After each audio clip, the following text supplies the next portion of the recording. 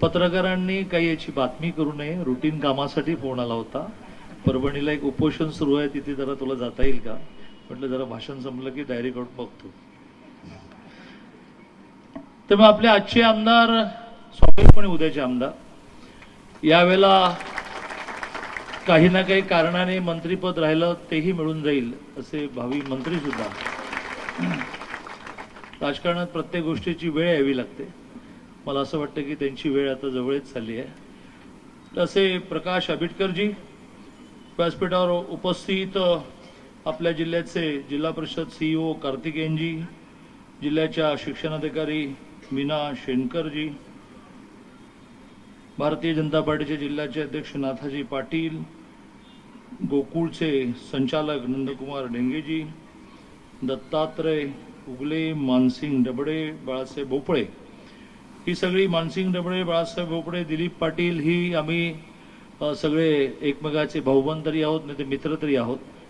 आणि ज्या वेळेला 75 ते 80 किंवा 70 ते 80 मी खूप शालेय विद्यार्थी आणि कॉलेज विद्यार्थी असताना यायचो. आणि तो आमच्या वडिलांचा दंडक होता की शेवटचा पेपर झाला की आमचं मुंबई पाटगाव बसचं तिकीट काढलेलं असायचं. ते शाळेच्या सुरुवातीच्या आदल्या दिवशी यायचं, 2 महिने इथून हलायचंच नाही, का तर आपल्या गावाशी आपली नाळ जोडली पाहिजे. आता मी इतके वर्ष आम्ही सगळेजण एकमेकांचे मित्र आहोत. असे मानसिंग डबडे, बाळासाहेब भोपळे, दिलीप पाटील, भारतीय जनता पार्टीचे नेते प्रवीण सावंत, अलकेश कांदळकर. नावं घेताना मला नेहमी भीती वाटते की एखादं नाव राहिलं तर जाताना माझा शर्ट घेतला तर मी दिसलो नाही का. आता कोणाकोणाची नावं घ्यायची, त्यामुळे व्यासपीठावरील सर्व मान्यवर एखादं नाव राहिलं तर मला क्षमा करा. सगळ्यात महत्त्वाचं म्हणजे सगळे माजी विद्यार्थी कसे उत्साहाने आलेले आहेत, काय चेहरे आहेत, सगळ्या जुन्या आठवणी एकमेकाला सांगतायत. फेटे फेटे किती सुंदर दिसतात सगळ्यांना. सगळ्यात आमचे तात्या भेटले. आता ते शाळेत होते म्हणजे आता त्यांचं वय 80, ते शाळेत होते ते जवळजवळ 70 वर्षापूर्वी, बरोबर ना. 10व्या वर्षीच आपण प्राथमिक शाळेत असतो. असे सगळे माजी विद्यार्थी ज्या शाळांना मुख्यमंत्री माझी सुंदर शाळा याच्यामध्ये 1, 2 आणि 3 नंबर मिळाला, अशा शाळेचे मुख्याध्यापक आणि त्या शाळेतले सर्व शिक्षक आणि सर्व उपस्थित बंधू आणि भगिनी, ज्याचा उल्लेख माझी एक सोय असते की मी सगळ्यात शेवटी भाषणाला उभं राहतो. सगळे मुद्दे आलेले असतात, त्यामुळे मी फक्त एकच वाक्याचं भाषण करायचं असतं की माझ्या आधी ज्यांनी ज्यांनी जे जे म्हटलं तेच मला म्हणायचं होतं. मला काय वाटतं, त्याला संस्कृतमध्ये मम म्हणतात की तुम्ही जे म्हणालात त्याला मम. पण असं मी केलं तर आंबेडकरजी मला पुन्हा उडवणार नाहीत. त्यामुळे मी त्यांचं स्वाभाविकपणे निवडणूक जवळ आल्यामुळे अपेक्षा आहे की मी नवीन काही घोषणा त्यांच्यासाठी कराव्यात, त्या माझ्या तयार आहेत, ज्या उद्याच्या प्रेससाठी मोठ्या बातम्या असू शकतात. तर त्या सगळ्या शेवटी करतो. ही शाळा मगाशी म्हटल्याप्रमाणे 70 साली केव्हा तरी आम्ही शाळेत असताना 1ली, 2री, 3री, 4थी त्या काळापासून मी येतो. आमचं घर त्यावेळेला माळावरचं एकटंच घर होतं, बाकी सगळं गाव इकडं होतं. आमचे आबा असे जिद्दी होते. ते म्हणाले की हे घर छोटं पडतंय, आपण माळावर घर बांधू. हळूहळू ती कॉलनी झाली. तर तेव्हापासून आम्ही गावात आल्यात तर काय काय करायचं, तर शाळेत जायचं, तळीमावल्याला जायचं, असा ठरलेला क्रम होता. आणि लहानपणी आपल्याला काही स्वप्न पडतात, सगळीच खरी ठरतात असं नाही. आणि ती स्वप्न पूर्ण करण्याचा आपल्याला ताकद मिळाल्यानंतर आपण प्रयत्न करतो. तर मला सारखं स्वप्न असं पडायचं की ही शाळा मोठी झाली पाहिजे आणि तळेमाऊलीचं मंदिर मोठं झालं पाहिजे, जायला सुकरता आली पाहिजे. हे मला आठवतं की दर मंगळवारी वडिलांचा तो क्रम ठरलेला असायचा की सगळ्यांना घेऊन भावंडांना मंदिरात जायचं. मग दर एक अर्ध्या तासाने मी म्हणायचो की बाबा पाय दुखले, तर ठीक आहे, आपल्या गावामध्ये ती पद्धत आहे ना की आलं एक आहे कोपऱ्याला आलं असं म्हणत मग 2 तास ताबडावायचं. तसं ते दर अर्ध्या तासाने म्हणायचं बस आलंच असं करत 1.25 तासाने आम्ही पोहोचायचो. तेव्हा डोक्यामध्ये त्या बालवयात असं आलं की इथे रस्ता व्हायला पाहिजे, इथे 3 मिनिटात झालं पाहिजे. मंदिर एवढूसं वाकून जायचं, नारळ फोडायचा, गुरुवात बसलेले असायचे, हे मंदिर मोठं झालं पाहिजे. आणि मग आपल्या सगळ्यांच्या कृपेने एक गिरणी कामगाराचा मुलगा, जी कल्पनाच करू शकत नाही, शेवटी काँग्रेसचं दुखणं हे आहे. प्रकाश आंबेडकरांचे वडील काय, तुझे वडील काय होते हो? हा, बिद्री कारखान्याला कामगार. आमचे आई वडील दोघेही मिलमध्ये कामगार. अशी कामगाराची पोरं आमदार कशी होतात, अशी कामगाराची पोरं मंत्री कशी होतात. 14 ते 19 म्हणजे 8 खाती होती, 8. आणि विरोधी विधान परिषदेचा मी नेता होतो, त्यामुळे अघोषित मी नंबर 2 होतो, महसूल मॅड होतो. हे काँग्रेसचं दुखणं आहे की अरे बाबा कोणीतरी त्यांचा वडील आमदार पाहिजे, आई सरपंच पाहिजे, यांचं काही नाही, चालले आमदार होत आहेत, मंत्री होत आहेत, मुख्यमंत्री होत आहेत. काय काय मुख्यमंत्री आमचे एकनाथजी शिंदे, रिक्षा चालवायचे, रिक्षा ड्रायव्हर एकनाथजी शिंदे, भाड्याची रिक्षा, स्वतःची रिक्षा नाही. वडील त्यांचे आजही जिवंत आहेत. मला त्यांना भेटल्यानंतर खूप बरं वाटतं. किती कष्टाने एकनाथजीने उभं केलं. ते काँग्रेसचं दुःख नाही, तो माझा आजचा विषय नाही. पत्रकार म्हणतील की जरा तुम्ही रचनात्मक कामावर बोला, परंतु त्या लहानपणापासूनचं स्वप्न असताना ताकद आली आणि मग मी निर्णय, आणि त्यात पीडब्ल्यूडी मिनिस्ट्री आली. मग मी पीडब्ल्यूडी खात्याला म्हटलं की तुम्हाला माहिती आहे की रस्ता करताना तो आपल्या योजनेतला लागतो. हा कुठला योजनेतला, हा डोंगरातला रस्ता, तुम्ही योजनेमध्ये आणला, योजनेमध्ये आल्याशिवाय निधी टाकता येत, योजनेमध्ये आणला, तो सगळा आता योजनेचा रस्ता आहे, जिल्हा परिषद रस्ता आहे, योजनेमध्ये आणला, निधी दिला आणि त्याचा सगळा रस्ता पूर्ण केला. मग मंदिरासाठी पैसे मिळाले, मंदिर मोठं उभं राहिलं. आज पंचकृषीमध्ये मंदिर कसं बांधावं यासाठी लोक बघायला येतात, दर्शनाला येतात. दरवर्षी त्या मंदिराचा वर्धापन दिन आपण करतो, 8-10 हजार लोक येतात, प्रवचन करायचं. तसं हे शाळेच्या बाबतीत माझ्या डोक्यात होतं. आणि अचानक अटलजींच्या नावाने एक योजना आली, ओजस नावाची, आणि त्या योजनेमधून आपल्याला पैसे मिळाले. मी बाळासाहेब भोपळेंच्या पत्नीला मुद्दाम शोधून वर आणून बसवलं, कारण त्यावेळेला मुख्याध्यापक होता. डोकं खाणं म्हणजे काय याचं मोठं उदाहरण ते आहे. ते मला सारखं फोन करते, सारखं फोन करते, सारखं फोन करते. हो हो वहिनी, होत आहे नाही, कधी होणार, कधी होणार, बघा बघा, बाकीच्यांचं झालं, आमचं राहिलं, आमचं राहिलं, असं करत त्यावेळेला तो 1 कोटीचा निधी मिळाला. आणि नंतर आपल्याला माहिती आहे की मधल्या काळात काय काय घडलं आणि ते मागे पडलं होतं. आंबेडकरांनी त्याला ह्या नवीन योजनेमध्ये कन्व्हर्ट केलं. आणि माझं स्वप्न जे होतं की शाळा म्हणजे शानदार. तर मला आठवतं की मुंबईमध्ये आम्ही महानगरपालिकेच्या शाळेमध्ये शिकायचो. मग आम्हाला सारखं असं वाटायचं की आपण मोठ्या शाळेत गेलं पाहिजे. मोठ्या शाळेची मोठी मैदानं, मोठ्या इमारती, मोठ्या लायब्ररी, मोठ्या लॅबोरेटरी. मग आम्ही आईवडिलांच्या सारखे मागायला लागलो. वडील कामगार, ते म्हणायचे ते महानगरपालिकेच्या शाळेत घातलं ते नशीब समज बाबा, तुम्ही कमवा. मग माझी एक बहीण, मला एकूण 5 बहिणी, ती पण अशीच माझ्यासारखी हट्टी होती. काल परवाकडे मुंबईतल्या GT हॉस्पिटलमध्ये सिनियर नर्स म्हणून रिटायर झाली. इथे चिमण्याला त्याचं गाव आहे. तर आम्ही दोघे म्हटलं की बस, जर आईवडिलांचं म्हणणं असं आहे का की तुम्ही कमवा आणि तुम्ही शाळेत जा, कमवायला लागू आपण. मग आम्ही अनेक उद्योग केले. सकाळचं दूध पोचवायचं, त्यावेळेला काचेच्या बाटल्यातून दूध यायचं. आम्ही 3 रुपये एका बाटलीचे दरमहा आम्हाला मिळायचे. प्रकाश आंबेडकरांच्या घरी 30 दिवस बाटली दिली की रोजचे 10 पैसे असे आम्हाला 3 रुपये मिळायचे. पण करता करता आईवडिलांपेक्षा आम्ही जास्त कमवायला. मग मला आईवडिलांनी दादरची, मुंबईतली आजही सगळ्यात प्रसिद्ध शाळा, त्यावेळेला त्याला किंग जॉर्ज म्हणायचे, तर राजा शिवाजी म्हणतात, त्या शाळेमध्ये काय ग्राउंड, काय इमारती, काय शिक्षक. मग आम्हाला एकदम दिशा मिळाली. बहीण नर्स झाली, मी विद्यार्थी परिषदेत गेलो, वगैरे वगैरे वगैरे वगैरे. त्यामुळे शाळा सुरुवातीच्या काळात चांगली मिळाली तर त्याला त्याच्या खूप गोष्टी त्या लहान वयामध्ये पिकअप करता येतात. आणि त्यामुळे माझा आग्रह होता की आपल्या गावची शाळा मोठी झाली पाहिजे. ती झाली. मी त्याबद्दल जे जे त्याच्यात होते त्या सगळ्यांचं अभिनंदन करून मी जे CEO म्हटलं आणि शिक्षणाधिकार मिळालं की मी एक काम पूर्ण झालं की म्हणतो चला आता पुढे काय. जो थांबतो तो संपतो. सारखं त्याला पुढचं पुढचं पुढचं पुढचं दिसलं पाहिजे. आणि त्यामुळे मी त्यांना असं म्हटलं की अब और क्या करना है. तर ते मला म्हणाले की डिजिटल क्लासरूम करना है. अरे डिजिटल क्लासरूम तो करेंगे भाई, कल उसको पैसा भेजते हम लोग. पण या शाळेला थोडं जिवंत करा. या शाळेच्या प्रत्येक भिंतीवर छत्रपती शिवाजी महाराज येऊन द्या, धर्मवीर संभाजी महाराज येऊन द्या, महात्मा ज्योतिराव फुले येऊन द्या, लोकमान्य टिळक येऊ द्या, स्वातंत्र्यवीर सावरकर येऊ द्या, बाबासाहेब आंबेडकर येऊ द्या, झाशीची राणी येऊ द्या, अहिल्यादेवी होळकर येऊ द्या. आणि मग त्यांच्या जीवनातले प्रसंग एका वर्गाच्या भिंतीवर सांगू. चलो आप इसमें टेंडर निकालने में समय गवाएंगे, हमको आपके निधि से करना ही नहीं. आप एक अच्छा आर्टिस्ट लाओ, स्कीम तैयार करो, सारा पैसा मैं दूंगा, मैं पैसा दूंगा. ताकि वो सरकारी कामात एक मोठा प्रॉब्लेम आहे की टेंडर. मग L1 नीट नाही मिळाला तर रिटेंडर.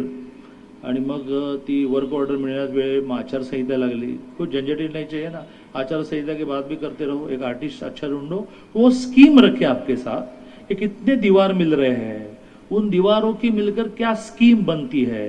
तो चलो, तो स्कीम में शिवाजी महाराज चाहिए, तो स्कीम में महात्मा गांधी चाहिए, तो आप करो, और भी चीजें जो लगेगी, जे जे ज्या ज्या गोष्टी करतील लागतील त्या आपण सगळे नक्की सांगा. आणि माझ्या गावची शाळा असं नाही, तर मग हे एक आदर्श उदाहरण सगळ्या शाळांना मिळेल की एक शाळा अतिशय उत्तम कशी केली पाहिजे, त्या शाळेमध्ये काय काय असलं पाहिजे. शाळेतल्या लोकांनी म्हणजे माझ्या बसल्या बसल्या खूप डोक्यात काय काय चालू असतं, त्यामुळे मी माझ्या डोक्यात असं आलं की शिक्षक बरे असल्याशिवाय शाळा खरी नाही. इमारतीला काय करायचं, तर शिक्षकांसाठी काही गावकरी म्हणून इन्सेंटिव्ह देऊया असं माझं डोक्यात आलं. आता बसल्यावर आम्ही गावकरीच आहे ना, अजून आमचं शेतीवाडी सातबारा इथेच आहे हो, आणि सगळं झाल्यानंतर इथेच जायचं राहायला. मला इथे फार आवडतं. मी अखिल भारतीय सरचिटणीस झालो आणि मग 2 वर्ष इथे राहिलो, 93 ते 95 रोज असं चालत कल्याणगोडीपर्यंत जायचो. आणि त्यामुळे या शिक्षकांना आपल्याला काही इन्सेंटिव्ह देता येईल का. आता मी माईकवरून बोलू शकणार नाही की ज्याच्यातून इथे ट्रान्सफर मागितली पाहिजे लोकांनी, चांगल्या शिक्षकांनी. खानापुरात गेले ना की इन्सेंटिव्ह मिळतात. इन्सेंटिव्ह काय काय असू शकतं म्हणजे यादी करूया आणि CEO ना म्हणूया की हम हमारे स्कूल में पढ़ाने वाले हमारे बच्चों को पढ़ाते हैं, तो हमारे किसी से कलेक्शन करेंगे और सबको इन्सेंटिव्ह देंगे. इन्सेंटिव्हचं स्वरूप ठरवू. कोणीतरी अशा एखाद्या माणसाने प्रमुख व्हा की काय इन्सेंटिव्ह दिल्यानंतर शिक्षक त्या गावाकडे पोस्टिंग व्हावं म्हणून पळत येतील असं बघा. त्यामुळे शिक्षक आणि इमारत चांगली असली की खूप गोष्टी करता येईल. प्रकाशजींनी ही इच्छा व्यक्त केली की अशा शाळा सगळ्या चांगल्या झाल्या पाहिजे. ग्राउंड, त्याची कंपाऊंड, मुलींची स्वच्छता. बदलापूरच्या घटनेमध्ये ती स्वच्छतागृह वाईट होती वगैरे नाही, तो वेगळाच विषय आहे. पण मुलींची स्वच्छतागृह हा आता मोठ्या प्रमाणावर शाळांमधला आणि सार्वजनिक महिलांची स्वच्छतागृह यावर अनेकांनी ते पुण्याचं काम आहे म्हणून केलं पाहिजे. त्यांना कुठेतरी आडोशाला जावं लागणं ही काय आपली अभिमानाची बाब नाही. आणि त्यामुळे सगळ्या शाळांमध्ये काय मिनिमम कराल तर मुलींची स्वच्छतागृह नीट करून टाका, लायब्ररी समृद्ध करून टाका, लॅबोरेटरी समृद्ध करा, मग बिल्डिंगकडे या असं शाळेच्या निमित्ताने मानतो. आता प्रकाशजी स्वाभाविकपणे आणि कोणीतरी आता असं म्हणेल की ह्यांना इथला पुढचा उमेदवार ठरवण्याचे अधिकार कोण दिले, मग शिवसेनेचा उमेदवार ठरवण्याचा अधिकार कोण दिले, खूप लोक इच्छुक आहेत, तुम्ही असं कसं काय करता, मग त्यांचं तुम्ही आजच दुकान बंद करून टाकता का. मला माझ्या आयुष्यामध्ये राजकारणामध्ये खूप उंचीपर्यंत गेल्यानंतरही नॉर्मली राजकारणामध्ये जे सांभाळून सांभाळून सांभाळून सांभाळून याला काय वाटेल त्याला काय वाटेल त्याला काय वाटेल, प्रेसवाले काय लिहितील असं म्हणण्याची सवयच नाही. मला जे समजतं, कोणाला शंका आहे का या विधानसभेमध्ये प्रकाश आंबेडकरांच्या ऐवजी दुसऱ्या कोणाला तिकीट मिळणार आहे, शंका. इकडे महिलांमध्ये कोणाला शंका आहे का.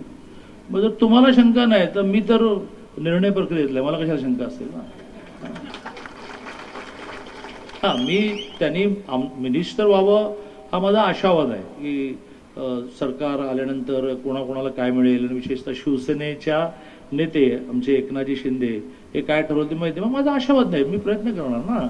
माझ्या गावचा माणूस मी नेहमी नेक्स्ट जनरेशन उभे करतो. तसं आम्ही धनंजय माडकांना असं म्हटलं, आता कोल्हापूर जिल्हा आणि इकडून पश्चिम महाराष्ट्र तुम्ही सांभाळायचा, तिकडून माझा तरुण नेता आला मुरलीधर अण्णा मोहोळ, तो केंद्रात मंत्री झाला एका मिनिटामध्ये, खासदार झाला असं आजपर्यंत झालंच नाही. पहिल्या टर्मला मिनिस्टर झाला.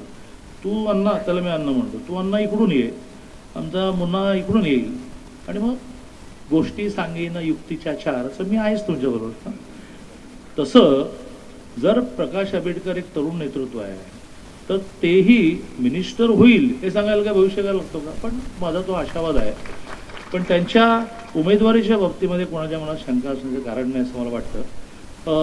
एक सूतगिरणी त्यांना मिळाली, त्या सूतगिरणीला पुरेसा निधी दिला आहे, अजून योगायोगाने माझ्याकडे वस्त्रोद्योग मंत्री मग खातं आहे. माझं भाग्य असं आहे की माझे वडील मिल कामगार आणि मी वस्त्रोद्योग म्हणतो. हां, मिलला मी परवानगी देतो, कामगार किती बोनस किती मी ठरवतो. तर त्यामुळे वस्त्रोद्योग मंत्री म्हणून मी त्यांना आश्वस्त करतो की ही बिल जी तुम्हाला मिळाली आहे सूतगिरणी त्यासाठी तर निधी देऊ, कारण ती सँक्शन झाली आहे. पण एक नवीन कन्सेप्ट परवा एकनाथजींनी मुख्यमंत्र्यांनी आणि दोन्ही उपमुख्यमंत्र्यांनी मांडली, ती सँक्शन करून टाकली की त्या सूतगिरणीच्या बरोबरीने एक मिनी टेक्स्टाईल पार्क असावं. म्हणजे एकाच कॅम्पसमध्ये कापूस आला, मग जिनिंग झालं, आपल्याला जर प्रक्रिया माहिती असेल तर जिनिंगमध्ये सगळ्या काढून त्याच्या गठड्या बांधल्या जातात, मग धागा झाला, मग कापड झालं, मग त्याचं ब्लिचिंग झालं, कापड झाल्यानंतर त्याचं रेडीमेड गारमेंट म्हणजे कपडेही झाले. असं कापूस ते फॅशन असा त्याचा पॉप्युलर शब्द आहे. हे एका कॅम्पसमध्ये करण्यासाठी नॉर्मली 500 कोटी लागतात. तर मिनी टेक्स्टाईल पार्क आम्ही 18 घोषित केली. त्यातलं आत्ताच घोषित करतो, ते घोषित करायला मला काय, मी मंत्री आहे ना बाबा, आत्ता घोषित करतो की यांची सूतगिरणी होता होता मागोमाग त्यांना 150 कोटीचं मिनी टेक्स्टाईल पार्क आम्ही देऊन टाकू. आचारसंहितेच्या आधी त्याची फाईलवर सही करून टाकतो, म्हणजे मग कोणी त्याची गडबड करायला नाही.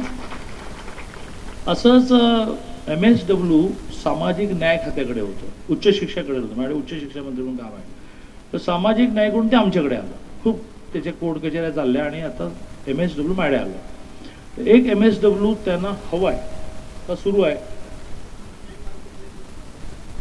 स्वयंअर्थसहाय्यित मधलं जे आहे त्याचं त्यांना अनुदान हवं आहे. तर ते MSW स्वयंअर्थसहाय्यित मधून पूर्ण अनुदानाकडे जाण्यासाठी 100% या आचारसंहितेच्या आधी जर प्रयत्न करता आला तर मी करतो.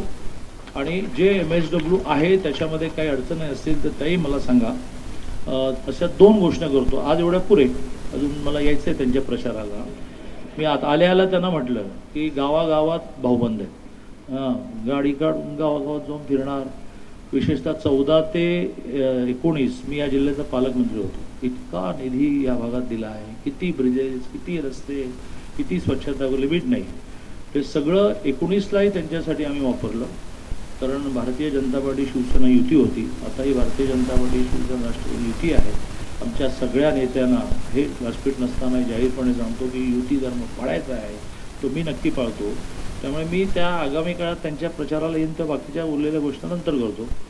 शेवटचं एक वाक्य बोलून माझं बोलणं संपवतो. माननीय मोदीजी आणि मी, माझ्याकडे 13 वर्ष गुजरात होतं, त्याच्यामुळे खूप आमची जवळीक आहे. आणि आता स्वाभाविकपणे ते मुख्यमंत्री झाले, भेटणंही कमी झालं. पण मला ते एकदा असं म्हणाले की तेव्हा ते जस्ट पंतप्रधान झाले होते. मला ते म्हणाले की दादा आप जिस गांव में रहते हो उस गांव में दुख ही नहीं बचा. तू ज्या गावात राहतो त्या गावामध्ये दुःखच राहिलं नाही, असं तू किती वर्षात करू शकशील. मी विचारात पडलो, म्हटलं बघ, फिर गांव याने फिर मेरा खानापुर भी बोलना पड़ेगा, फिर मेरा कोल्हापुर भी बोलना पड़ेगा. हाँ, दोनों बोलो.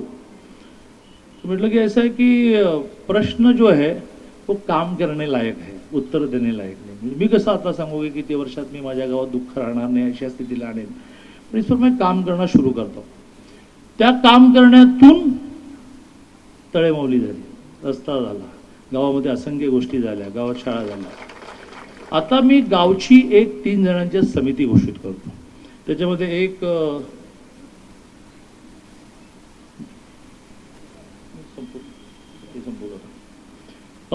त्याच्यामध्ये 3 जणांमध्ये एक भारतीय जनता पार्टीचा असावा, एक शिवसेनेचा असावा, एक राष्ट्रवादीचा असावा.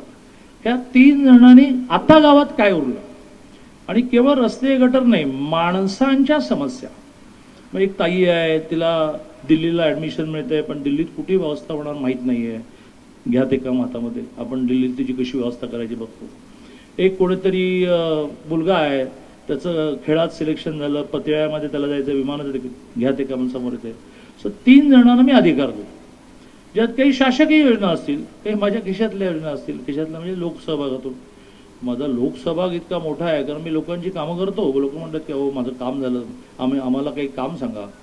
म्हणजे माझी गरज काहीच नाही, माझा शर्टाचा रंगही बदलत नाही, माझा पॅन्टीचा रंग बदलत नाही. मला बायको म्हणते की मध्ये मध्ये जरा काळ्याची म्हणजे दुसरं म्हटलं काय आवश्यक काय, त्याने काय होणार म्हटलं. तर माझ्या गरजा इतक्या मर्यादित आहेत की लोक मला जेव्हा म्हणतात तेव्हा म्हणते की तुमच्याकडे ठेवा, लागलं की मी मागतो. तर तसं सरकारी योजनांव्यतिरिक्त माझं PR, माझा CSR, माझा लोकसहभाग खूप मोठा आहे. आणि त्यामुळे मी या 3घांना अधिकार देतो की त्या गावामध्ये कोणाचं कर्ज थकलं, चिंताग्रस्त आहेत, बँकेत जायचं, निगोशिएट करून घ्यायचं. बँक म्हणेल मग चला आता एक 10,000 तरी भरा. तो म्हणणार की 10,000 नाही म्हणजे 2,000 आहे, तुम्ही 8,000 रुपये द्या, 10,000 भरा, त्याला NPAतून त्याचं अकाउंट काढून घ्या. असं मुलींचं शिक्षण प्रायोरिटी प्राधान्य, ज्येष्ठांच्या समस्या प्रायोरिटी प्राधान्य, महिलांच्या समस्या प्रायोरिटी प्राधान्य. यावर गावातल्या 3 जणांनी, 3 पक्षाच्या 3 जणांनी मिळून काम करावं आणि जे लागेल ते मागावं. मला जे काय करतो ते पाहतायत कोल्हापुरात आणि आता पुण्यात, त्यांना हा कॉन्फिडन्स येईल की बा ह्याच्याकडे काही मागितलं तर हा कोणाच्या तरी हाताबाहेर पडतो आणि आणून देतो. ते आपण सगळ्यांनी करावं असं आम्ही नुसता म्हणतो. प्रामुख्याने महिलांच्या रोजगारात प्रवीण सावंतांच्या घरी आम्ही अगदी उद्या परवाकडे नवरात्रीचं सुरू करावं अशी कल्पना आहे. महिलांचा रोजगाराचं एक मोठं युनिट आम्ही सुरू करतो आहे. त्यासाठी नागपूरहून एक ताई वारंवार यांना मार्गदर्शन करायला मी आणतो आहे. तर महिलांचा रोजगार हा एक विषय झाला. तर असा गावाचा मला मोदीजींना सांगायचं आहे की मेरे गाव में अब दुःख नहीं बचा है. मग आजारी पडले, ॲडमिट करा, बिल कमी करून घ्या, पैसे नाही तर औषध आणून द्या, या सगळ्याला ब्लँक चेक मी आज देऊन जातो. ज्या ब्लँक चेकचा उपयोग करून 3 माणसांनी माझ्या पक्षाचा, तुझ्या सेवेमध्ये पक्ष नाही, निवडणूक आहात ना एकेकाला आरोप करायला, तर ती 1 महिना निवडणूक झाली की उरलेले 4 वर्ष 11 महिने जे आहे ना ते सेवा, मैत्री, दोस्ती. मला अनेक जण म्हणतात की हो तुम्ही ते उद्धवजींना कॅडबरी दिली. मग काय झालं? कॅडबरी दिली मी किती आता मी कॅडबरी वाटणार आहे, तर काय त्याला काय अडचण आहे? कारण निवडणुका वेगळ्या, राजकारण वेगळं, दोस्ती वेगळी. तसं आम्ही गावातल्या विकासासाठी हे करणार आहोत. त्याच्यामध्ये पक्षविषय आम्ही काही आणू नये मध्ये अशी एक गावच्या विकासाची योजना घोषित करतो. तालुक्यासाठी एक घोषित करतो की ह्या तालुक्यातली एकही मुलगी अशी असता कामा नये. ती ट्रस्ट मी कशातच नसतो. माझा एक स्वभाव आहे की दिवसभर काम करून झोपून राहिलं, पण 30 ट्रस्ट झाले. मग कधी प्रवीण सावंत म्हणाला, म्हणतो की करो ट्रस्ट, कहीं ना कहीं से वहाँ ट्रस्ट पर पैसे डालेंगे हम, लेकिन लड़कियों की शिक्षा के लिए काम करो. तर तसं तालुक्याच्यासाठी तालुक्याचा एक नेता शिवसेना, तालुक्याचा एक नेता BJP, तालुक्याचा एक नेता राष्ट्रवादी, गावातली 3 माणसं पाहिजे, तालुक्यातील माणसं. त्यांनी एक उद्या ट्रस्ट करा. 8 दिवस लागतो फक्त. त्याला लागेल तेवढे पैसे मी मिळवून आणून देईन. आणि ह्या तालुक्यातल्या मुलीला शिकायचं आहे, तिला शिकायचंच नाही आहे, लवकर लग्न करायचं आहे, शिकायचं आहे, तर पैसे 100% फी माफ तर केलीच आहे, पण त्या व्यतिरिक्त पैसे लागतात ना. ती पुण्यात शिकायला गेली तर रूम घ्यायला लागते, मेस लावायला लागते, एखादी छोटीशी 2 व्हीलर घ्यायला लागते, त्याला पेट्रोल लागतं, 4 मैत्रिणींसारखं वागावं म्हणून पॉकेट मनी लागतो, आपण देऊ. त्यामुळे तालुक्यातली एकही मुलगी पैसे नाही म्हणून शिकायला पुढे गेली नाही. अगदी विदेशात जाऊ दे. पूर्जवळची एक मुलगी विदेशात जाऊन परत आली आहे, सगळं तिचं बीच केलं. त्यामुळे या तालुक्यातली एकही कॉलेजची मुलगी ही तिला पैसे नाहीत म्हणून पुढे गेली नाही, MPSCला गेली नाही, UPSCला गेली नाही, असं होता कामा नये. तसं झाल्यास लोकल नेते जबाबदार असतील. कारण मी तर द्यायची तयारी दर्शवली. तुमचं काम काय तर माणसं शोधणं, शहानिशा करणं. कारण असं काही घोषित केलं की ज्याला आवश्यकता नाही ते रांग लावायला लागतात. शहानिशा करणं, माझ्या पुढे मांडणं, मी तुम्हाला सायन्सचे अधिकारी देऊन टाकेन की तुमची शहानिशा झाली ना, तुम्हाला योग्य वाटलं ना, देऊन टाका, सही करून देऊन टाका. अशा 2 गाव आणि तालुका अशा घोषणा करतो. प्रकाश आंबेडकरांना आश्वस्त करतो की माझ्याच्याने जे होईल ते करणार, परंतु तुम्हाला जिंकायचं आहे. म्हणजे तुम्हाला जिंकायचं आहे ह्यासाठी मी काही वेगळं सांगायला नको. तुम्ही खूप माहिर राजकारणी आहात, तुम्हाला बरोबर माणसं टॅकल करता येतात. परंतु जिथे कुठे तुम्ही कमी पडाल तिथे आम्ही सगळेजण तुमच्या पाठीमागे आहोत. हे सगळेजण पाठीमागे आहेत. ही शुभेच्छा देतो आणि माझं बोलणं संपवतो.